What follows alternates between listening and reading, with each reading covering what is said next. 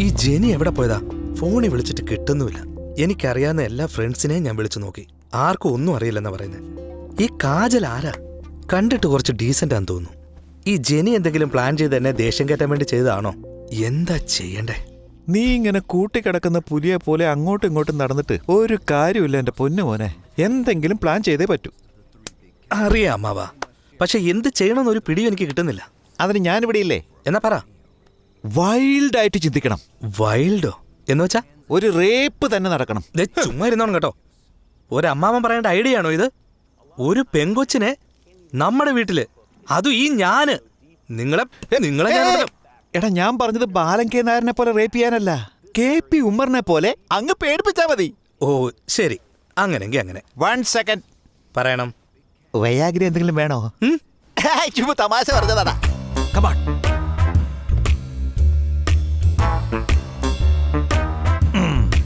മോനെ, ഇതാണ് mid night masala time. വിട്ടുകളയരുത്. വാ അങ്കിൾ. വേണ്ട അങ്കിൾ, അങ്കിൾ പ്രശ്നം. എന്റെ KP ഉമ്മർ സാറേ.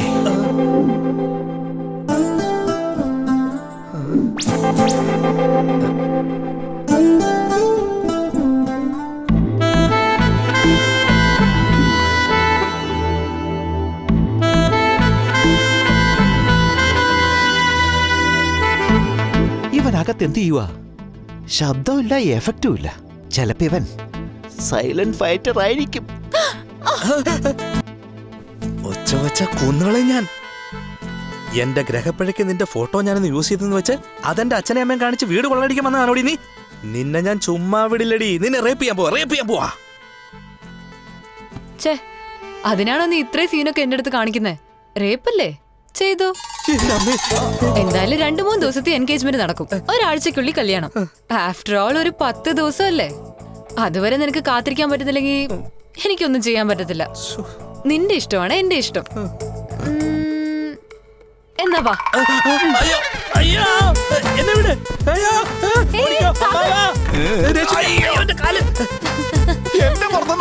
അവൾ എന്നെ റേപ്പ് ചെയ്യോ?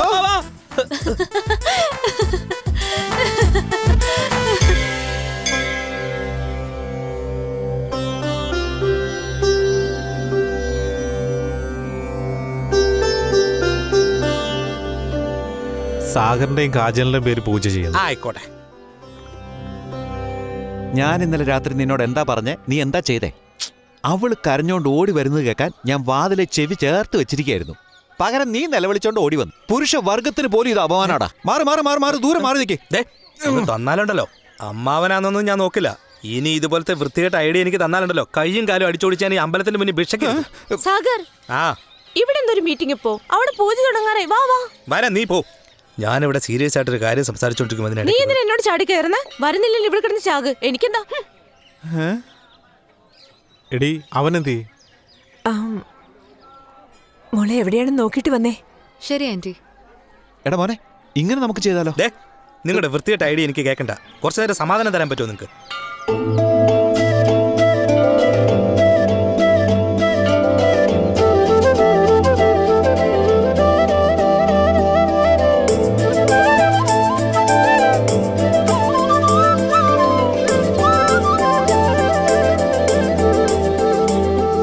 ഹലോ.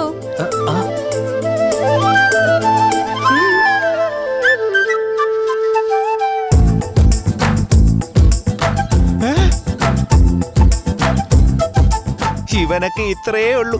നമ്മുടെ മുമ്പിൽ സൂപ്പർമാൻ, പെണ്ണുങ്ങളുടെ മുമ്പിൽ പാലാട്ടുന്ന ഡോബർമാൻ.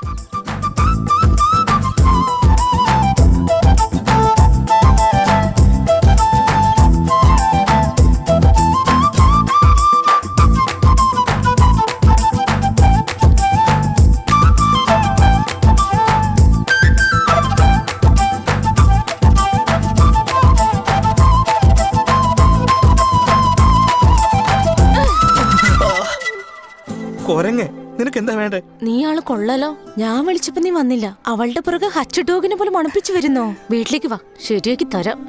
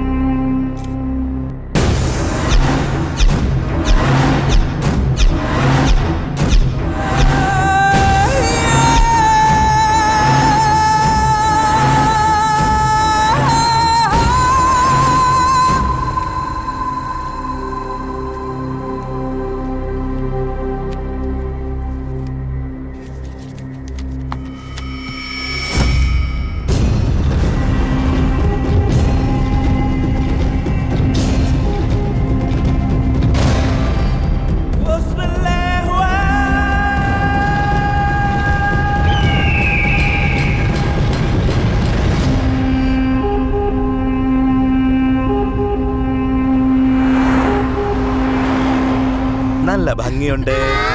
ചുമ്മാ ചിരിക്കുന്നു, കള്ളത്തരത്തിൽ നോക്കുന്നു, പുറകെ വരുന്നുണ്ട്.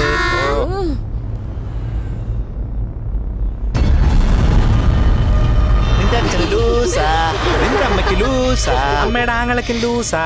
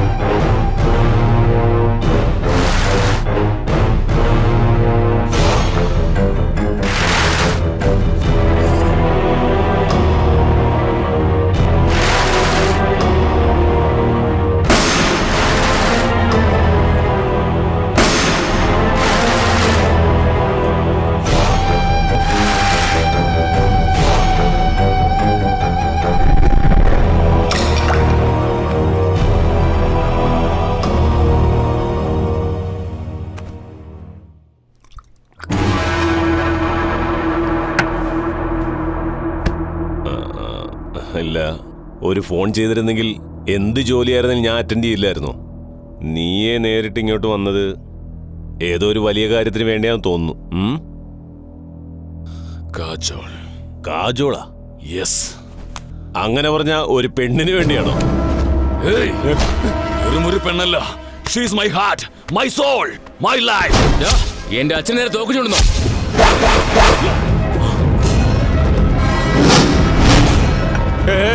സോനു, വേണ്ട വേണ്ട, മര്യാദകരിക്ക്. ഇങ്ങോട്ട് നോക്ക്, അവന് നിന്നെ പറ്റി ഒന്നും അറിയത്തില്ല. അവൻ വളർന്നേ ഉള്ളൂ, ചെറിയ പയ്യനാ. സോനു പ്ലീസ്. ശത്രുവായാലും മിത്രമായാലും എന്റെ അടുത്ത് വരണമെങ്കിൽ ആദ്യം ഞാൻ ആരാണെന്ന് മനസ്സിലാക്കിട്ടേ വരാവൂ. നിന്നെ പറ്റി ഒരു കാര്യം അവൻ അറിയില്ല സോനു. ആദ്യം തന്റെ ഈ പുന്നാര മോനെ പുറത്തേക്ക് പറഞ്ഞയക്കേ, അല്ലെങ്കിൽ ഇവന്റെ അവസാനത്തെ യാത്ര താൻ നടത്തി കൊടുക്കേണ്ടി വരും. വിക്രം, മര്യാദക്ക് വെളിയിൽ പോ. ഇവിടെ പോടാ, ഒന്ന് പറയണേ, നിനക്ക് വെളിയിൽ പോ.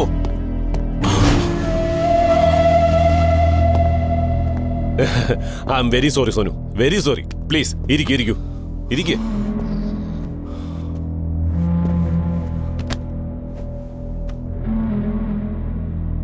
ഇപ്പൊ പറ, ആ കാജോളാരാ?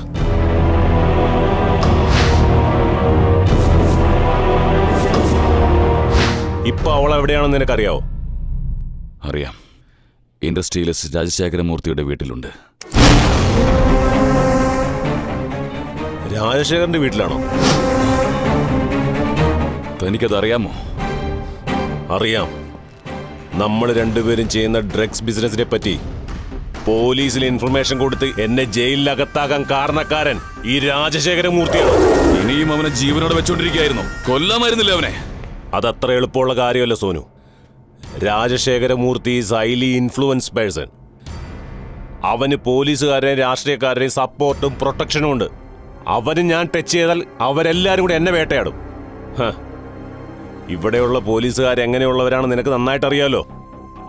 അവരെങ്ങനെ നോട്ടം ഇട്ടാൽ പിന്നെ ജീവിക്കാൻ വേണ്ടി പെടാപ്പാട് വിടേണ്ടി വരും. കാശ് എണ്ണി കൊടുത്ത സ്റ്റേഷൻ എന്റെ ഭാഗത്ത്, തലയ്ക്ക് തീ പിടിച്ച തീരുമാനം എന്റേതാ, നെഞ്ചത്ത് തട്ടി നിന്ന ഗവൺമെന്റും എന്റേതാ. തന്നെ പോലെ ഞാനും പേടിച്ചിരുന്നെങ്കിൽ ഇന്ന് ഞാൻ ഈ അവസ്ഥയിലേക്ക് ഒരിക്കലും എത്തില്ലായിരുന്നു. ഈ കഥയും പുരാണമൊന്നും എനിക്ക് ആവശ്യമില്ല. I want my kajal. തന്നെ കൊണ്ട് പറ്റുമോ എന്ന് പറ. എന്നെ കൊണ്ട് പറ്റും, തീർച്ചയായും പറ്റും. നീ എന്തിനാ ഇങ്ങനെ ടെൻഷനാവുന്നത്? നിനക്ക് ആ പെണ്ണ് വേണം, അത്രയല്ലേ ഉള്ളൂ. അവളെ ഞാൻ നിന്റെ കാൽ കീഴിൽ കൊണ്ടുവന്ന് വെക്കും. ഇങ്ങോട്ട് നോക്ക്, നീ ഒരു ഇന്റർനാഷണൽ ഡോൺ ആണ്. ഇന്ത്യൻ പോലീസിന് the most wanted person. Danger സോണിലാണ് നീ. അതുപോലെ നീ ഇവിടെ വന്ന വിഷയം അറിഞ്ഞാൽ നിനക്കും പ്രോബ്ലമാണ്, എനിക്കും പ്രോബ്ലമാണ്.